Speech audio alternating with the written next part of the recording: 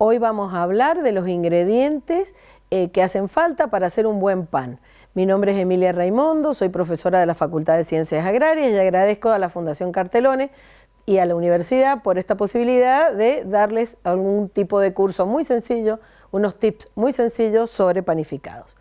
Primero, vamos a ir a hablar de los atributos principales de un panificado. Para hacer un buen pan, tiene que tener un buen aroma, un buen volumen, porque si nos sale un pan muy compacto, mis clientes o los clientes de ustedes no lo van a querer consumir.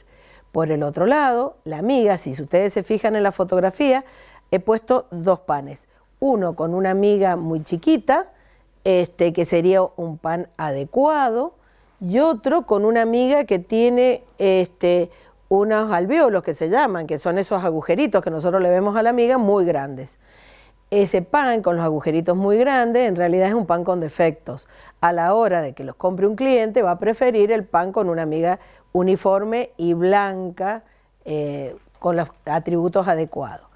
Por el otro lado está el tema de la corteza. La corteza tiene que tener unos colores adecuados, marroncito, y la greña se llama greña a esos agujeritos que le hacemos, a esos cortes que le hacemos en la superficie de la corteza, que en realidad se hacen, ya lo vamos a explicar en próximos encuentros, para que las levaduras se desarrollen. Muy bien, habiendo dicho esto, vamos a hablar de otros atributos que debe tener el pan.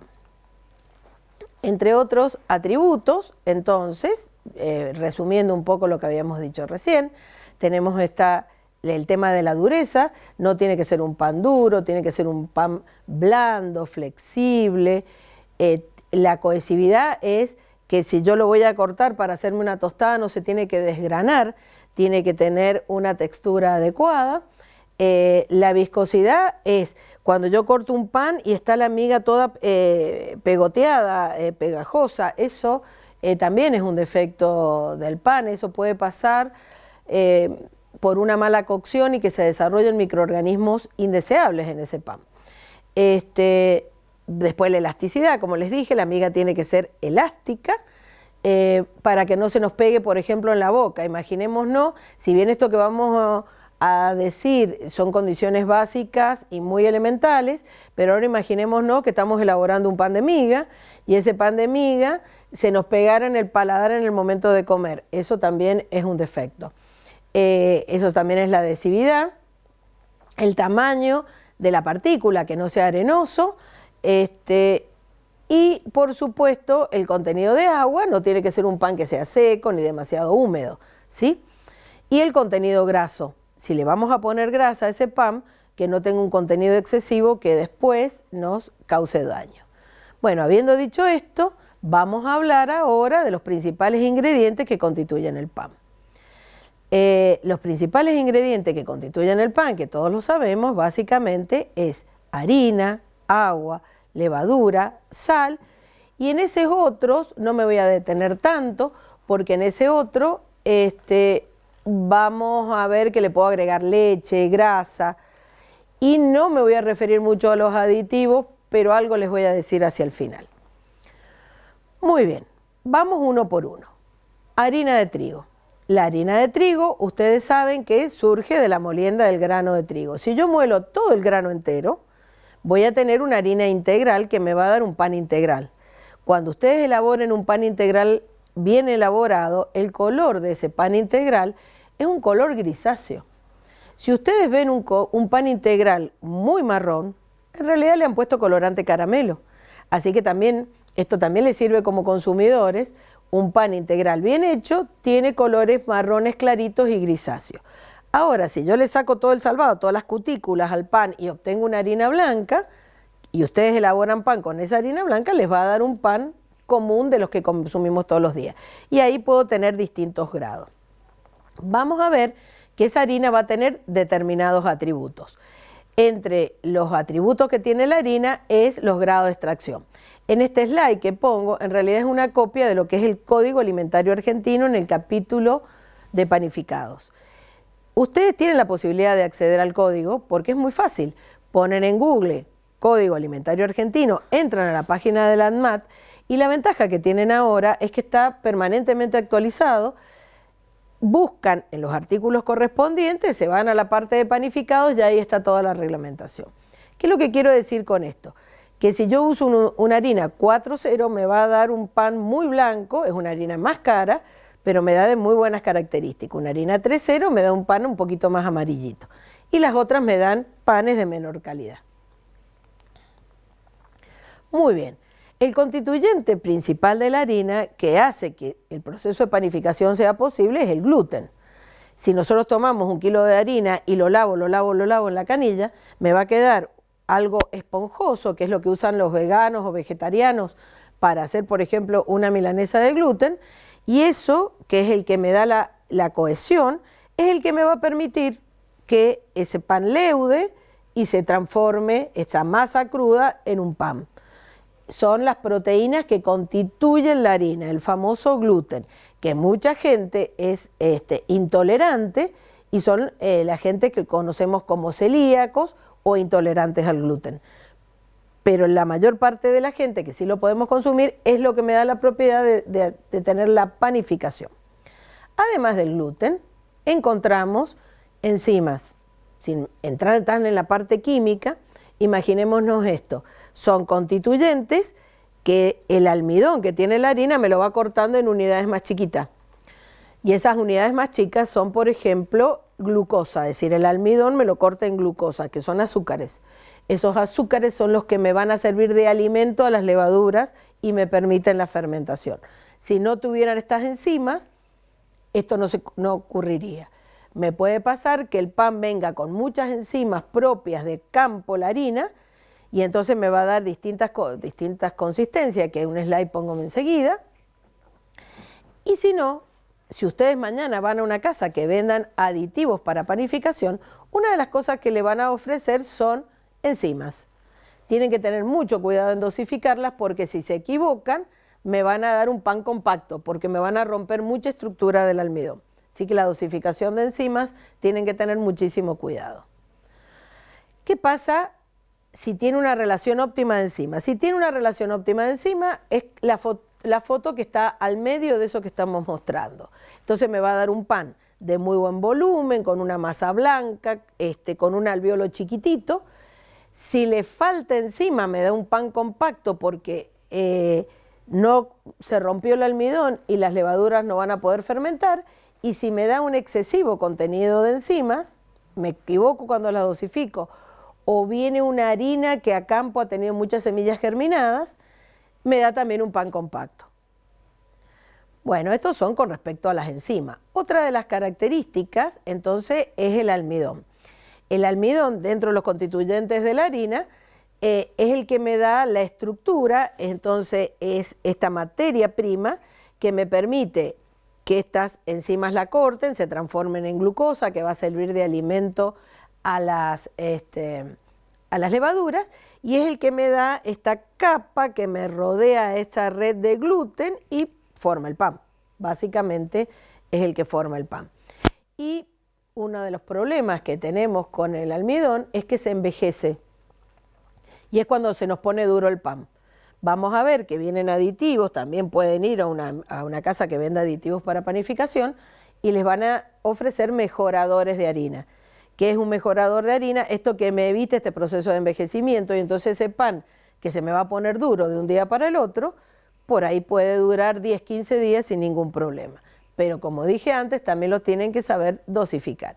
Una de las cosas que les recomiendo es que si van a estas casas, que le den la proporción exacta con que tienen que dosificar, por ejemplo, estos mejoradores. Muy bien. Otra de las posibilidades es que ustedes le agreguen un poco de azúcar a ese pan.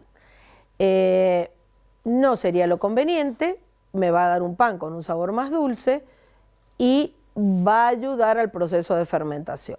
Sería para otro tipo de pan y no para un pan común como lo que estamos hablando inicialmente. Después está lo que se llama el valor panadero. Sin entrar tanto en la parte de química de esto, sería la posibilidad de que esa masa se extienda. Y acá tenemos dos variables. Una que me da la extensibilidad, que es lo que después en el gráfico ustedes van a estar viendo como L, y otro que me da la tenacidad, que es lo que en el gráfico ustedes ven como P, que es la altura. Tiene que haber una excelente relación entre extensibilidad y altura para que me dé un buen pan. Las grandes empresas que fabrican panes piden a los molinos harineros una relación exacta entre estas dos variables. Por ahí, cuando nosotros lo estamos haciendo a nivel casero o un microemprendedor, me pueden pasar a ver harinas que tengan distintas relaciones. Si es muy extensible, es decir, si es muy largo, una de las cosas que me va a pasar es que yo, por ejemplo, estoy poniendo los pancitos en el horno y se me van a pegar unos con otros, se va a extender la masa. No es un problema de ustedes, no es un problema de la cantidad de agua que le agregaron, es un problema de la harina. Y si tiene mucha tenacidad, me va a dar un pan compacto que va a ser poco esponjoso. Entonces, lo ideal, si tienen la posibilidad, es que le vendan una relación exacta entre esa tenacidad y esa extensibilidad. Y esto viene de la mano de este slide que estoy poniendo, que es el tema de la fuerza de la harina. Que es un atributo que tienen entonces estas harinas para darme panes con una buena textura, ¿sí? Muy bien, habiendo dicho esto, vamos a estas fuerzas. Este slide se lo pongo, sobre todo si ya hay microemprendedores que tengan una panadería, porque ustedes pueden exigir determinadas relaciones entre esta extensión y tenacidad que les estoy diciendo y obtener panes que sean de una fuerza adecuada, que eso les va a garantizar que todas las partidas les salgan iguales. Muy bien. Y este otro slide también se los pongo para que lo tengan como referencia. ¿Qué pasa si en las condiciones de la masa es muy blanda o cómo se va a comportar frente al proceso si es muy extensible? La otra que les he colocado es cómo se va a comportar frente al proceso si es muy tenaz. Les aclaro que en otros encuentros vamos a explicar cómo va a ser el proceso de elaboración del pan.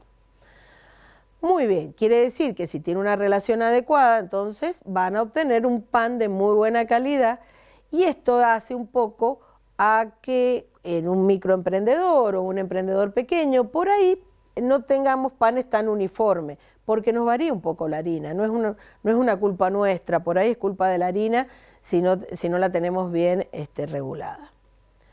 Muy bien, el otro tema fundamental es el agua, por supuesto.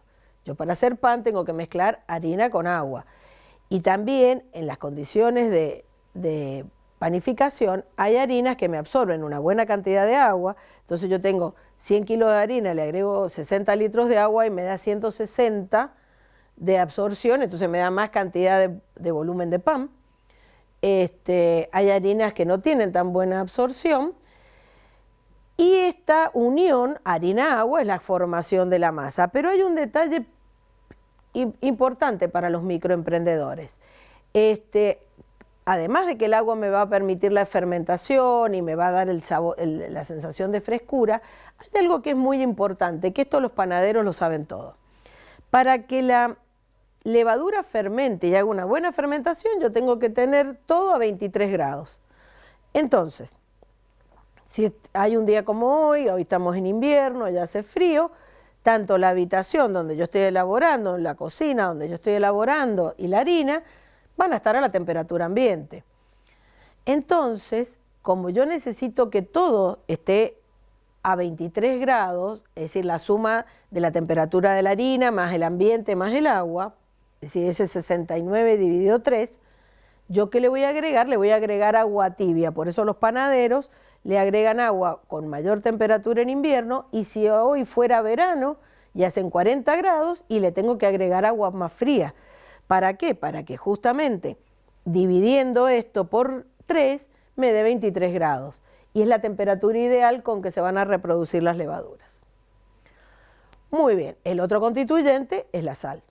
La sal no se la agrego solamente por gusto, la sal me ayuda a lo que es la textura del pan y la extensibilidad del pan. Yo puedo llegar a hacer una galleta sin sal, pero no puedo hacer un pan sin sal, si no la tengo que cambiar por otro tipo de aditivos. Entonces, por más que haya una campaña menos sal más vida, Yo puedo reducir a la mitad de lo que sale el contenido de sal de una receta, pero no la puedo eliminar totalmente. Si la quiero eliminar totalmente, tengo que irme a un aditivo alimentario, como es un lactato de potasio, es decir, reemplazar el sodio por potasio y que me dé una determinada extensibilidad de la masa. Ahí les he puesto qué pasaría con una masa sin sal. Una masa sin sal es totalmente extensible. Ustedes van a poner el pan en el horno y se les va a extender. Entonces no es solamente que yo le bajo el contenido de sal por una cuestión de salud, es una cuestión tecnológica, tengo que ponerle sal. Puedo reducirle hasta un determinado volumen, hasta una determinada cantidad, perdón, pero no eliminarla totalmente. Por eso, en la campaña Menos Sal Más Vida, de las panaderías con el gobierno, se redujo hasta un determinado límite y no menos de eso, a no ser, como les digo, que se reemplace por aditivos. ¿Qué pasa con las levaduras? Ahí tienen una fotografía de lo que sería una levadura. Normalmente se usa Saccharomyces cerevisiae. ¿Qué es lo que pasa con estas levaduras? Son las encargadas de producir el proceso de fermentación. ¿Qué es el proceso de fermentación? Ellas consumen la glucosa que previamente las enzimas le cortó al almidón y transforman esa glucosa en dióxido de carbono y agua. Ese gas que me va a expandir esa red de gluten y me va a dar el pan. Les he puesto un slide con distintos tipos de levaduras como para que ustedes sepan que no hay una sola especie que me produce la panificación, sino hay distintas especies. Ahí estaría la formulita de cómo esa glucosa se transforma en muy poquito alcohol y en dióxido de carbono, que es ese gas que me va a producir la extensibilidad de la masa. De todas formas, yo puedo trabajar con levaduras prensadas, ¿sí? O con levadura, levadura prensada es esa levadura que me dura pocos días y que va a ser fácil de manipular. Y la levadura instantánea que viene deshidratada, yo la puedo tener un año o más guardada, pero la tienen que saber manipular muy bien. Hay muchas recetas que por ahí se van a encontrar que ustedes la pueden dosificar directamente. No es tan así. Ustedes la tienen que activar, es decir, tomar esa levadura deshidratada, disolverla en agua tibia, que la levadura comience a actuar y recién ahí incorporársela en el proceso de panificado, porque si la espolvorean, como muchas recetas les dicen, por ahí no se hidrata correctamente y no actúa la levadura, ¿sí? Se puede panificar con lo que sería masa madre, lo vamos a ver en el próximo encuentro, pero el problema, cuando yo dejo masa que se fermente espontáneamente, yo puedo tener levaduras de distintos orígenes y darme panes más ácidos. La recomendación sería que trabajen con levadura prensada o con esta levadura instantánea. Bueno, una aclaración que es conveniente hacer es que ustedes en el mercado se van a encontrar básicamente con dos tipos de levadura, la que se denomina levadura prensada y la que se denomina levadura instantánea. La prensada es la levadura común, que viene en el paquetito, que dura pocos días, que la tienen que tener refrigerada y que conviene disolverla en agua previo a lo que va a ser el agregado cuando estemos panificando. Y después viene una levadura que ustedes la consiguen en sobre, que es instantánea, viene deshidratada, dura mucho tiempo. Si ustedes miran el paquete, por ahí puede llegar a decir la recomendación que no le hace falta agua, en el sentido de que no la tendría que rehidratar previamente antes de agregarlo a la masa. La recomendación en realidad es que ustedes la rehidraten, es decir, la disuelvan, la dejen actuar unos minutos de tal manera que la levadura se active, porque recuerden que son microorganismos vivos que están deshidratados y están en vida latente al estar en ese sobrecito deshidratado. Entonces conviene rehidratarla, conviene que la levadura se active y recién incorporarla a la masa. Pueden trabajar con masa madre, eso lo veremos en próximos encuentros, porque uno de los problemas de trabajar con masa madre es que me pueden surgir distintos tipos de levadura y darme panes de inferior calidad. Bueno, en el principio de la presentación ustedes tenían mi mail, si tienen alguna duda pueden consultarlo.